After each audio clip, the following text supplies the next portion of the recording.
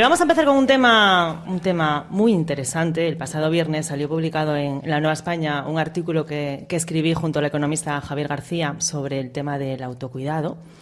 El cómo nos cuidamos a nosotros mismos es importante para tener una vida más positiva siempre y además no solo para crecer como personas, ojo, sino como grandes profesionales. Así que hoy vamos a profundizar en este tema, pero no solo desde una perspectiva profesional, ¿vale? Sino también pensando en las personas que emprenden o se enfrentan a importantes desafíos en sus carreras. ¿Qué papel juega el autocuidado en nuestras vidas? ¿Y por qué es la inversión más rentable de nuestras vidas? Javier García, buenas tardes. Buenas tardes, Sonia. Encantado de volver a estar aquí. Bueno, nosotros felices de que estés aquí en nuestra casa. Tengo que presentar también a Cristina, que la tengo aquí al otro lado. Cristina Mejido. Buenas tardes desde la sauna de Intereconomía. Bueno, y estamos muy bien, ¿eh? De momento estamos muy bien. La sauna empezará más tarde. Empezará cuando te toca a ti, a las 8:30. Empieza a subir la temperatura ya. Bueno, es que tú subes la temperatura siempre, Cris. Bueno, Javi, comenzamos. ¿Qué es el autocuidado? Bien, yo no soy médico, soy financiero, pero bueno, desde una perspectiva para que lo entendamos todos a pie de calle. Pero eso es mejor que no seas médico, eso es. Porque así nos lo cuentas a pie de calle. Este es un tema que me preocupa desde hace muchísimos años. Tengo que empezar diciendo que gran parte de las cosas y de las reflexiones que voy a decir hoy están inspiradas en muchas de las cosas que se dicen en este programa. Sí. Y realmente el autocuidado, según la Organización Mundial de la Salud, es la capacidad que tenemos las personas individualmente, nuestras familias o incluso nuestra sociedad, de tratar de poner énfasis o de cuidar nuestra propia salud, es decir, asesorados o no por un profesional médico. Es decir, lo que nos están diciendo es gran parte de tu salud depende de lo que haces, qué comes, con quién te relacionas, cómo te mueves, cómo gestionas tus emociones, tu estrés. Al final es un conjunto de cosas. Efectivamente. Claro, y Javi, tú como buen financiero, desde un punto de vista económico, ¿el autocuidado es importante? Pues es curioso porque cuando estábamos haciendo esta reflexión me bajé algún estudio académico que hay en Europa, y hay un estudio para 30 países en Europa donde cuando los ciudadanos se cuidan más, sí, realmente estás yendo menos veces al médico, tienes menos lesiones leves, ¿vale? No evitas grandes enfermedades, pero sí que tienes menos problemas de salud, consumes menos pastillas, consumes etcétera, etcétera. Bueno, el impacto que tiene esto a nivel de gasto público sanitario en Europa es de 23.000 millones cada año. Eso es como 4 veces el presupuesto de Asturias cada año de ahorro por la mejora del autocuidado entre los ciudadanos. Por lo tanto, por eso cuando se habla de la medicina preventiva, realmente es un mecanismo de un gran ahorro público para nuestra sociedad, ¿no? Vamos, que sin salud no hay nada. Claro, porque encima, por ejemplo, en España España tiene varios problemas, ¿no?, estructurales de economía. Tiene un problema de productividad serio, tiene un problema, por ejemplo, de asentismo laboral, de bajas laborales, etcétera, que es uno de los más elevados de Europa. Sí. Claro, detrás de personas poco creativas, poco innovadoras, con capacidad para liderar negocios, para sacar empresas adelante, están personas poco autocuidadas. Es decir, hay un lado humano dentro de los negocios y de la economía que realmente se desconoce. Pero cuando profundizas en él, no hay negocio bueno o malo, sino que a veces hay personas que tienen capacidades para cuidarse mejor y cuidar las relaciones, los equipos, el entorno. No hay nada en una empresa que no sea humano, ni las ventas, ni la capacidad para innovar, ni la creatividad. Y eso depende de nuestra capacidad para cuidarnos. Una mente estresada no toma buenas decisiones, una mente cansada jamás va a decidir bien, una mala relación en un equipo, por ejemplo, con comportamientos tóxicos, te puede tumbar el rendimiento de ese equipo. Así es.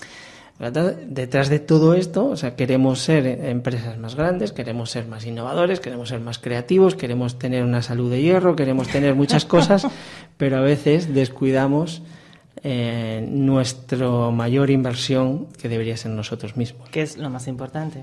Claro. Porque al final sin salud, o sea, ni somos productivos, ni creativos, ni innovadores, ni nada. Sí, porque en el fondo muchas veces estamos descuidando los medios, y a veces, por ejemplo, se habla mucho. Para mí hay dos grandes revoluciones ahora mismo. Hay una gran revolución de la que todo el mundo habla, que es la inteligencia artificial, que es la capacidad en la que gran parte de nuestra de tareas que podíamos hacer ahora los humanos son sustituidas por máquinas y por algoritmos, y por lo tanto ahí fuera en el mercado laboral hay gente muy asustada porque una máquina le puede quitar su empleo, que este es un debate que nos da para mucho tiempo. Pero hay otra gran revolución, que es la revolución de la inteligencia emocional, es decir, cómo meter inteligencia emocional en las empresas. Estamos demasiado acostumbrados a crear entornos laborales poco humanos para que trabajen los humanos. Sí. Y la importancia de gestionar esas emociones dentro de la empresa. Absolutamente. O sea, yo he visto cómo, y yo creo que cualquiera que nos esté escuchando hoy, cómo jefes narcisistas, gente que no sabe leer las emociones de su equipo, que no se preocupa de que su equipo descanse, de que se preocupan exclusivamente de lo que sale en la Excel, de que cuando no ven personas ven euros. Ese tipo de empresas son como los yogures, tienen fecha de caducidad. Es más, yo tengo una batalla en el mundo de la ingeniería, cada vez que estoy constantemente metido en empresas, y yo tengo una batalla que es que todavía en el mundo de la ingeniería se habla de las personas como recursos. El recurso es cuántas horas te pongo de un recurso. Esto es un habitual. Tú vas a cualquier ingeniería, abres la puerta y parece que lo que ves ahí son horas recursos, ¿no? Y no es lo mismo. No es lo mismo. Y hablar de una persona como un recurso, pues... No, pero es muy habitual intentar, como cuando vendes son horas persona, pues ya piensas en las... Pero no es lo mismo. Entonces, ¿qué ocurre? Que cuando pensamos en qué marcas o qué empresas o qué situaciones realmente son rentables en los mercados, crecen de forma exponencial, llegan al corazón de la gente, venden más, etcétera, etcétera, realmente hay marcas. Detrás de esas marcas hay personas pues sensibles, hay personas que escuchan a los equipos, hay gente que valora que una idea nueva se pueda plantear en cualquier sitio, es decir, que no te autocensuras, que te escuchan. Algo tan importante, la autocensura, ¿no? Sí, porque realmente, o sea, yo tengo asistido a consejos de administración, que por mi trabajo voy a muchísimos y de muchos sectores, y hay veces donde en esos consejos solo habla uno o dos personas, es decir, el resto se calla. Es que ahí no puede fluir nada creativo, básicamente porque ahí no se gestionan las emociones, ¿no? Y cuando tú encuentras una empresa que empieza a tener problemas de rentabilidad, de ventas, que la gente empieza a devolver los productos, que no sé qué, detrás de todo eso realmente suele haber un problema humano. Y detrás de todo eso hay un problema de autocuidado. Y detrás de todo eso hay un problema de que las empresas menos humanas cada vez más van a ser superadas por empresas más humanas, en el sentido de que ¿quién crea las ideas? Los humanos. Claro. ¿Quién genera la innovación? Los humanos. ¿A quién vendes? Por mucho que tú vendas por internet y seas un comparador de características, en el fondo tú compras aquellos productos. ¿A qué cafetería vas? Yo te pregunto, tú piénsalo, ¿a qué cafetería vas? ¿Por qué te gusta comprar en un sitio? ¿Por qué te atienden? ¿Por qué cuando alguien te coge el teléfono de determinada manera? O cuando entras en un restaurante y te encuentras con que parece que estás molestando frente a otros que parece que te están poniendo la alfombra roja. Todo eso son gestos humanos que determinan la productividad de una tecnología, de las inversiones, etcétera, etcétera, etcétera, ¿no? Entonces, y esto en el mundo del emprendimiento es absolutamente clave.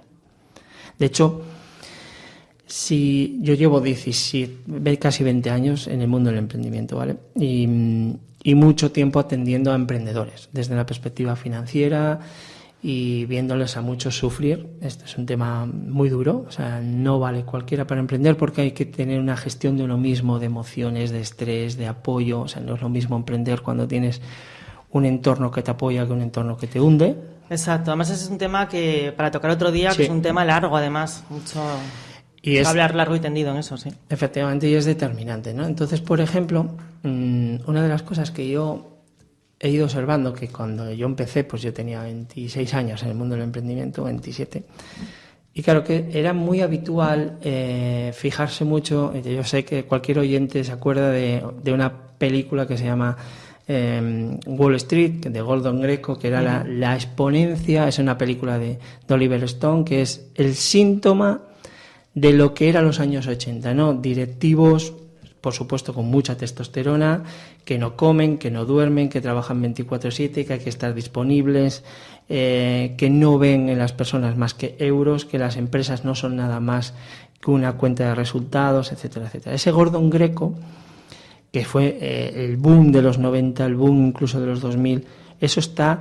realmente rompiéndose a pedazos, ¿vale? Porque eso llega a un momento en el que la vaca ya no da más leche, ¿vale? Sí.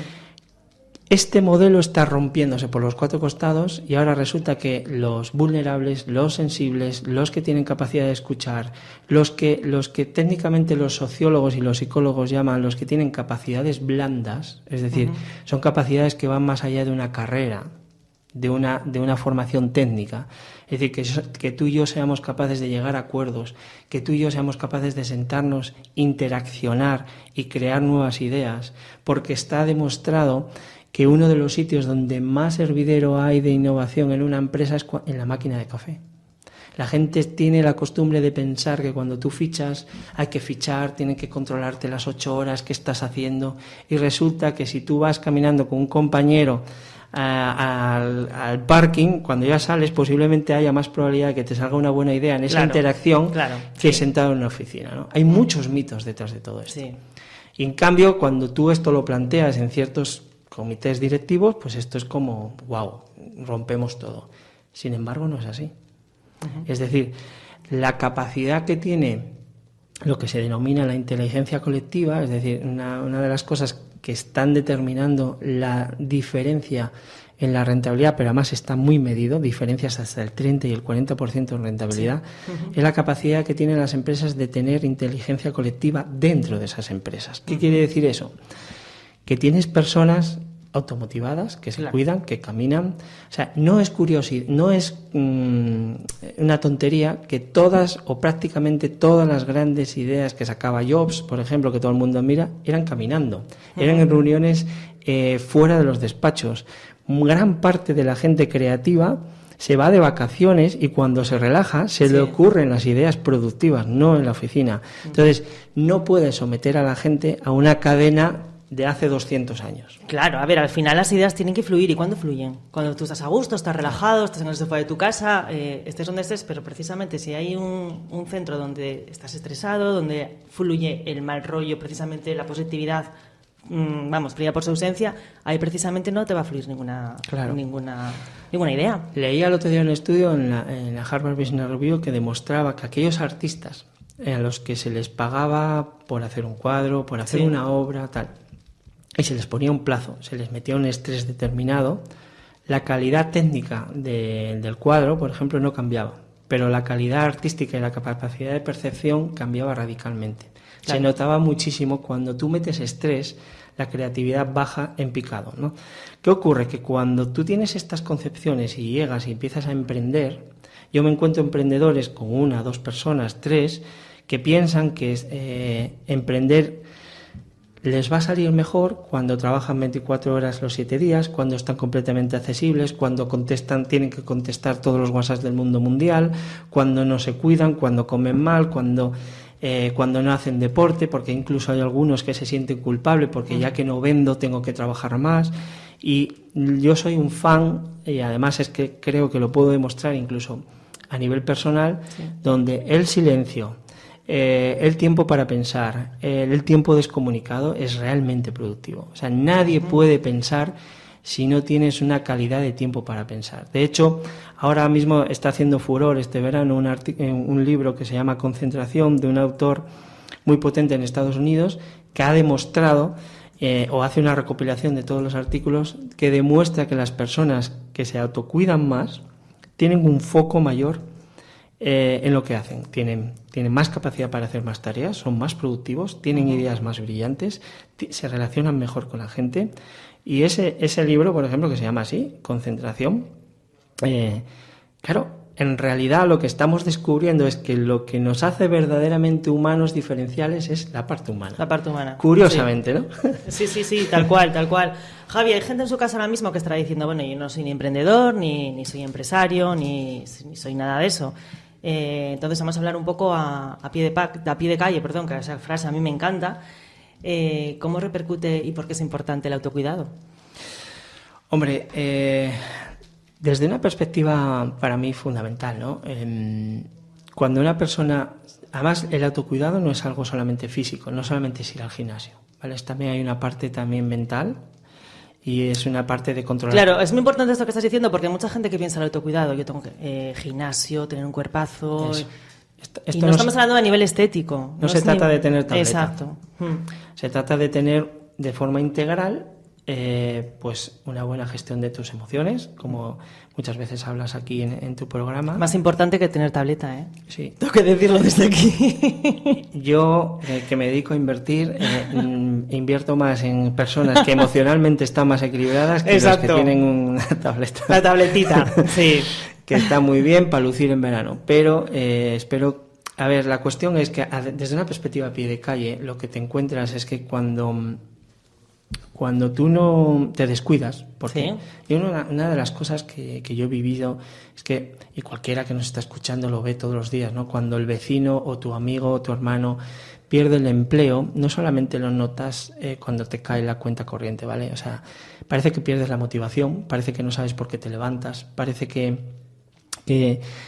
como me decía a mí un sociólogo una vez, dice, es que el hecho de levantarte, asearte, elegir tu ropa, cuidarte, mimarte, para ir a enfrentarte al mundo, tener relaciones de todo tipo, un café con una persona, hablo con un proveedor, no sé qué, o trabajo, me respetan, etcétera, etcétera.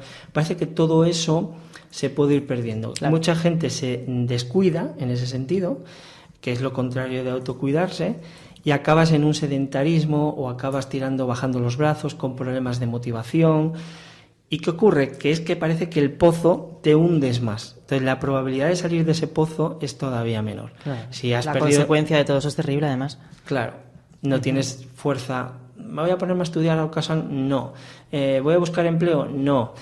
O sea, no tienes fuerza que te vaya... Falta de motivación. Claro, entonces... ¿Qué ocurre? Que cuando nosotros nos ponemos a estudiar... ¿Por qué me levanto cada día, no? Claro. ¿Cuál es tu porqué? ¿Cuál es tu propósito? Uh-huh. Entonces, claro, hay veces, y eso también es otro tema que estoy descubriendo, el propósito no puede ser solamente, y cada vez lo estamos viendo, financiero, de ganar un dinero determinado. Ya la gente no acepta solo ganar un dinero. Tienes que hacer algo que realmente te guste, te motive, te sientas respetado, te sientas bien contigo mismo. Sí. Es decir, no vale todo. Entonces, y cada vez más, este verano ha sido noticia y portada de uno de los periódicos económicos más importantes de España, que 1 millón de personas en España han abandonado de forma voluntaria sus empleos. La gente, normalmente, ya no solamente buscamos una empresa que esté bien, huimos de los malos jefes, huimos de la toxicidad. ¿Por qué? Porque esa toxicidad te la llevas a casa. Es decir, cuando llegas a casa, cuando nadie te pregunta, cuando necesitas un abrazo y no lo tienes, cuando no sabes por qué tienes que comer sano, no sabes para qué haces todo lo que haces. Cuando se te marchan los motivos, yo tengo un amigo que dice, motivación es tener motivos. Y es verdad. Muy buena frase, sí, sí, sí. La clave es tener tus motivos, y esos motivos son los que te van a hacer levantarte. Exacto. Y cuando uno baja a nivel empresarial y baja a la Excel que le gustan a algunos, resulta que eso es determinante. Y cuando uno va y estudia la carrera profesional de ciertas personas, 2 ingenieros iguales con las mismas capacidades pueden tener salarios estratosféricamente diferentes si uno tiene más capacidades blandas que otro. Tu capacidad de ascender, tu capacidad de vender, tu capacidad de sacar ideas en ese equipo, tu capacidad de que no te despidan, la capacidad de que encuentres empleo mayor, depende de lo que te cuides, de tu seguridad, de tu autoestima, de tu equilibrio mental. Y claro, la gente, y vosotros lo sabéis bien, cada vez más que hay una epidemia, que es una epidemia de narcisismo en nuestra vida, es decir, de individualismo extremo, de gente que vive exclusivamente del faranduleo, de la foto, del qué dirán.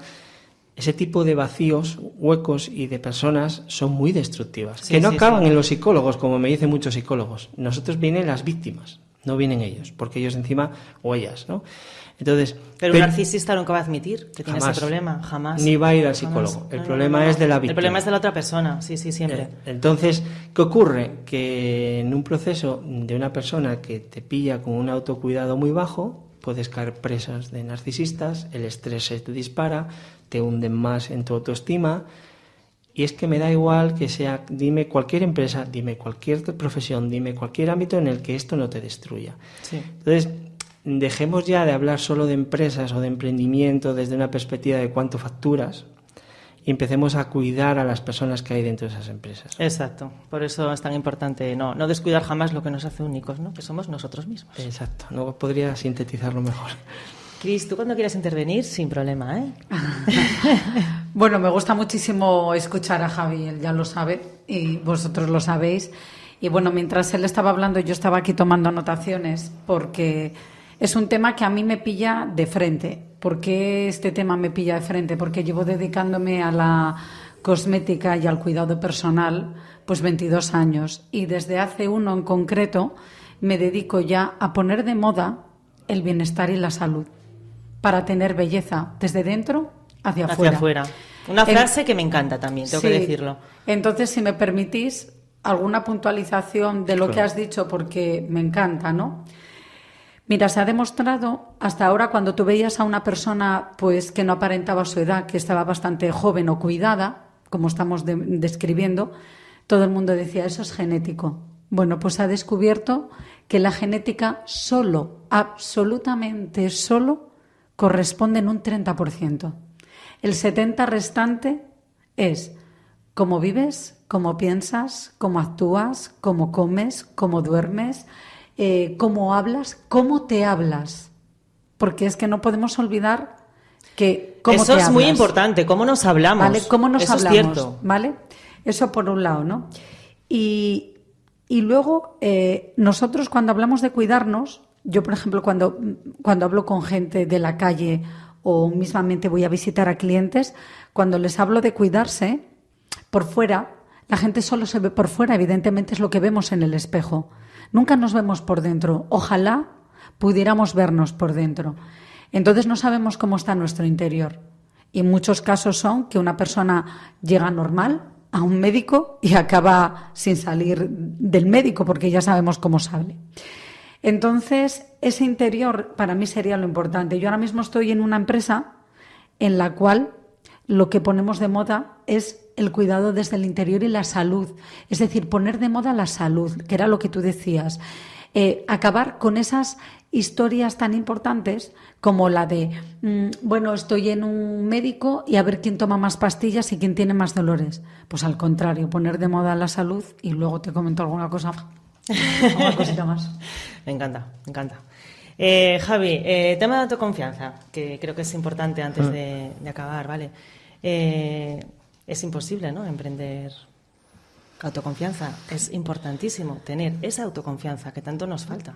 Sí, bueno, además es determinante, ¿eh? Pero tanto a nivel profesional como personal, ¿eh? Sí, sí, sí. No solo... Además es que yo cuando hablo de emprender, porque para mí un emprendedor, una persona emprendedora no es la que solamente va al notario y hace una SL, ¿vale? Uh-huh. Para mí puede haber una persona emprendedora en cualquier empresa y trabajando por cuenta propia. Eso es una forma de vida, es una actitud. Sí. Y normalmente esa actitud de una persona emprendedora es una persona que realmente es positiva, que realmente confía en ella, que tiene capacidades, más que capacidades para saber abordar una tarea concreta. La gran capacidad del siglo XXI es la capacidad de aprender.